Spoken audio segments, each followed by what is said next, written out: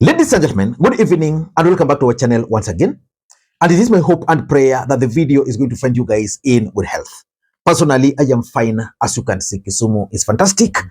And maybe you could also let me know where you're watching the video from, the county or the country, in case you are out of the republic. Ladies and gentlemen, there is something that we must agree to. That in the Republic of Kenya, we have four arms of government. There is the executive, headed by William Ruto, the president. There is the legislature, headed by none other than the Speaker of the National Assembly. And then there is the judiciary, headed by the hot hair, Madam Hot Hair. And now there's another arm of government called Raila Odinga. Complain anything, even when he gets sick, they say he's pretending to be sick so that he does not address matters affecting the country. So he said, all the time, everything I do is about Kenya, and whether I keep quiet or fight or dialogue, they fight me. Let me do something for myself. What happens, and I'm happy he's doing something for himself. What happens for his legacy as this statesman that we've known? Raila is 80. What would Raila lose today? The legacy. What legacy will he lose? You see, it cannot be taken away from him that he was in jail for 8 years. It cannot be taken away from him that the struggles of 1992, 1997, 2002, up to now. It cannot be taken away from him his contribution towards the 2010 constitution. Even if you wanted to delete that history, you cannot delete it. And you are saying he's going to have a bad legacy by working with Ruto. Who elected Ruto to presidency? So are you people who elected Ruto saying that Ruto is such a bad leader and such a bad legacy that anybody who associates with Ruto is going to ruin his legacy? Then you people should not have voted for Ruto. But they say it's only a fool who doesn't change their mind. Well, why are you changing your mind now? If you ask me from where I sit, Raila should be very selfish right now. At 80, he should do what works for him. He's done so much for you Kenyans and you are ungrateful. To the point that even if he decides to take a holiday, you say he's taking a holiday and we are suffering. Yani he was born to suffer for you. But when it's time to reward him for his suffering, nobody wants to reward him. If Raila was to offer himself for president today, the same people who are saying he's selfish would not vote for him. You think so? Yes. Earlier this week, William Ruto named 4 members of ODM party to his cabinet. And that move by William Ruto has caused serious political storm in the Republic of Kenya. In this video, I want to explain to you guys how and why the move by William Ruto to appoint those allies of Raila Odinga is going to spell doom for Rigathi Gachagua. First of all, I want you guys to listen to Rigathi Gachagua because today Rigathi Gachagua was in Laikipia. He attended some burial there. And I want you to pay very close attention to the tone of Rigathi Gachagua and the body language when he was speaking. Because we all know that yesterday William Ruto was in Tharaka Nithi and later in the evening in Mombasa. In Tharaka Nithi, he was accompanied by Rigathi Gachagua. Rigathi Gachagua did not join the president in Mombasa. Of course, the president is also in Kilifi today, but Rigathi Gachagua attended some funeral. So I want you guys to pay very close attention. Just listen carefully to what Rigathi Gachagua is trying to say there.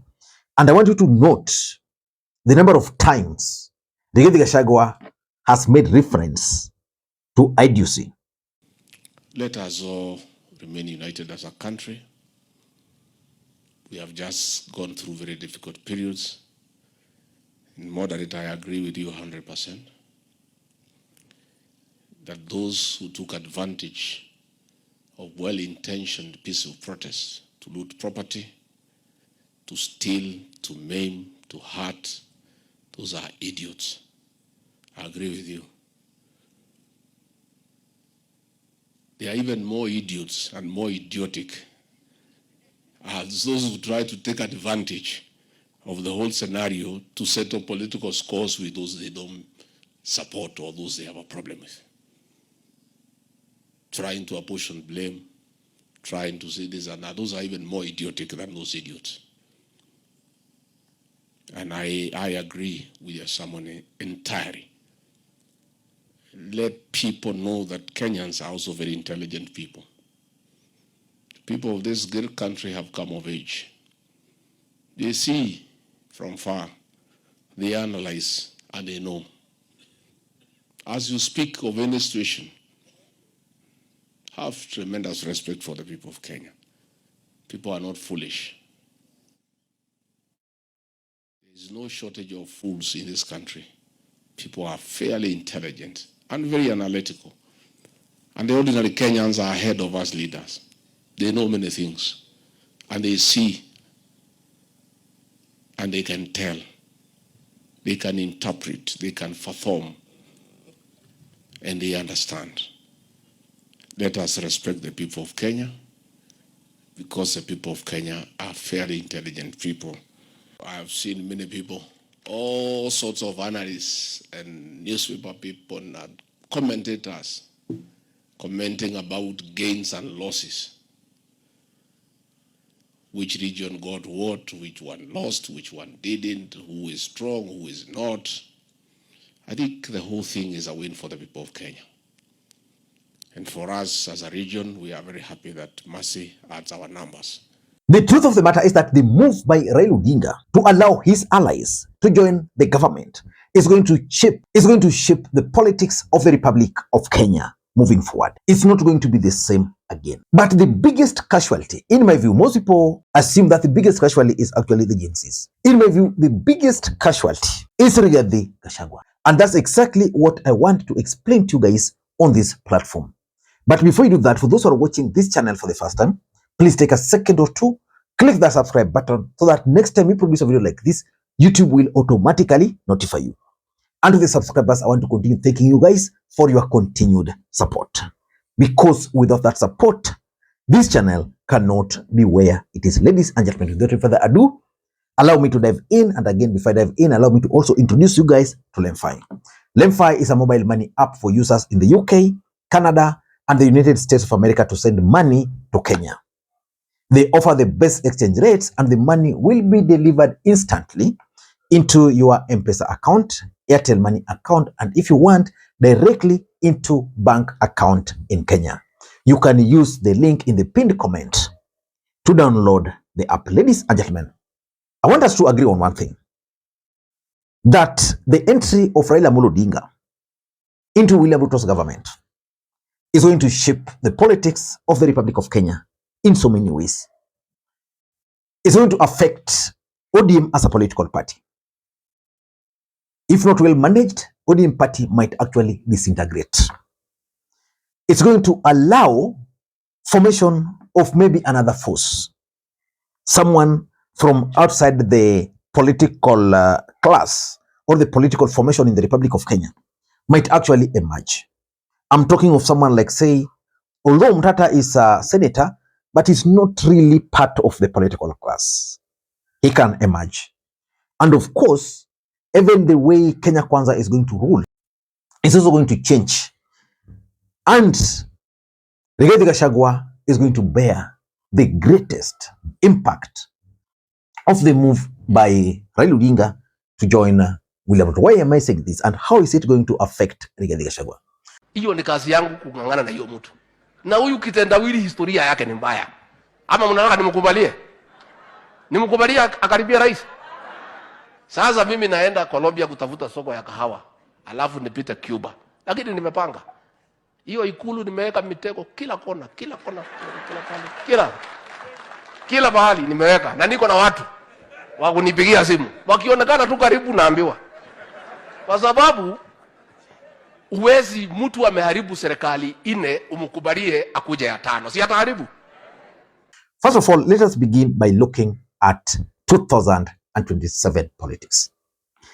Do you think Rigathi Gachagua is going to add value the way he did in 2022 to William Ruto? I don't think so. Allow me to take you back a bit. In 2027, William Ruto figured out his strategy. And that strategy was very simple. Consolidate the mountain and Rift Valley and try to compete with Raila Odinga in other places.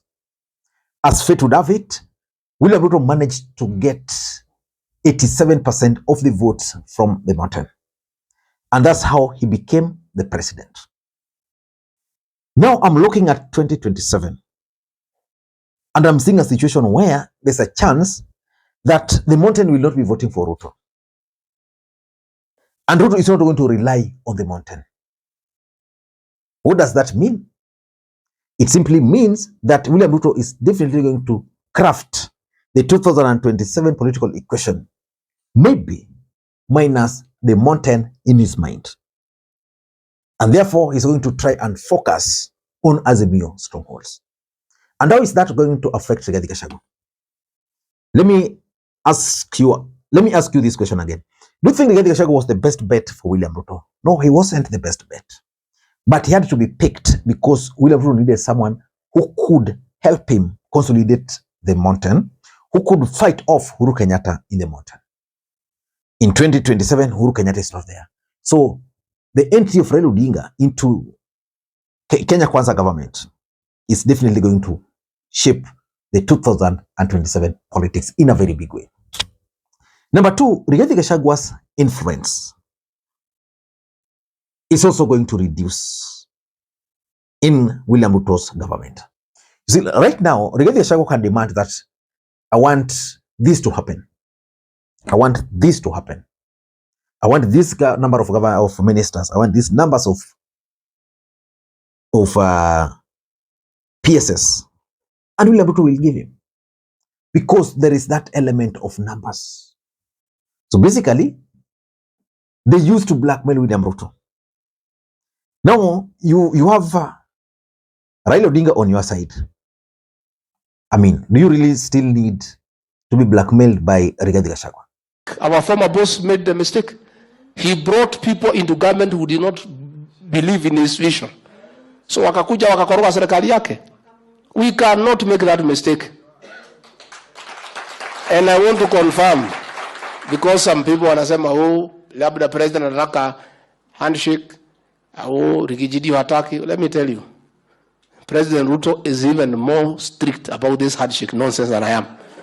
He cannot accept. The handshake experiment was the worst thing to happen in the politics of this country. And there is no leader who has won an election with a comfortable margin who will be out of his mind to go and bring his opponents to come to his government. That would be making democracy nonsensical. Why do we go for elections? Kama tunaenda uchaguzi, ati wale wameshindwa, ati wanaingizwa ndani. Then iko haja gani ya kuzubua raia? Si tuachane na mambo ya uchaguzi, tuite wasea nyumba 10 wagawe viti. If you look at 2022 after the election, the main reason why Uhuru Kenyatta also invited Raila Odinga was because William Ruto was really blackmailing him. Basically, what's happened to William Ruto is what he did to Uhuru Kenyatta. So Uhuru Kenyatta reached out to Raila Odinga, and William Ruto stopped because there was no way he could continue with the blackmail. I'm seeing a similar situation with Rigathi Gachagua. He will no longer blackmail because if it's numbers, Raila Odinga will come with the numbers, both in parliament and outside parliament. So he has given William Ruto that comfort moving forward. So the fact that Rigathi Gachagua's influence is going to be reduced, I don't know whether it's going to survive, but the fact is, with a reduced influence, Rigathi Gachagua will not be able to call shots in Mount Kenya. And that's why he was very bitter today. Number 3 is the Raila phobia. You know, in the mountain, something has always emerged, that there is Raila phobia. When you want to campaign, you just attack Raila, you'll be noticed. Before you knew, you're a member of parliament. Rigathi Gachagua was able to sell Raila phobia to the mountain. In fact, even after the election, he continued selling that phobia. Now with William Ruto in government, do you think he will be able to sell Raila phobia? Because Uhuru was the president, he sold Raila phobia and told people to vote for Ruto. Those people voted for Ruto. Ruto is now the president. Ruto is also working with Raila. What do you think he can go and tell those people again? That Raila Odinga is not the right, it's not the wrong guy. The wrong guy is either Ruto or Raila or Uhuru.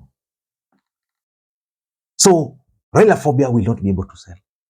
And I don't know what Rigathi Gachagua can actually sell to the mountain, minus Raila phobia. Number 3 is the 2032 political equation. Basically, William Ruto's succession politics.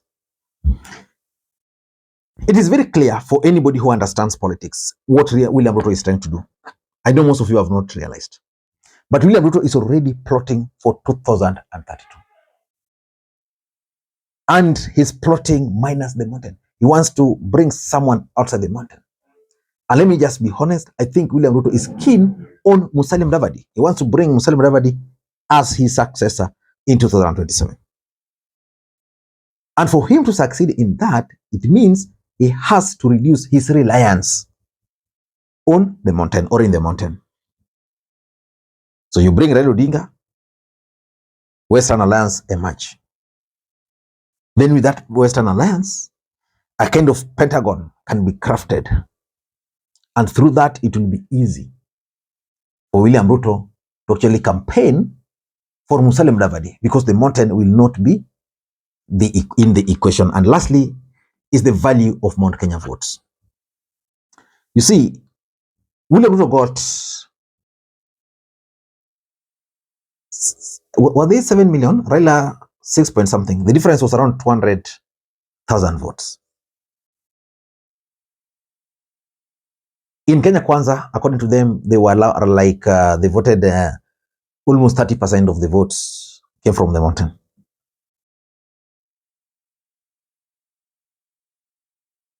What value are for those votes? So which means Rigathi Gachagua can no longer go to the mountain and talk about shares.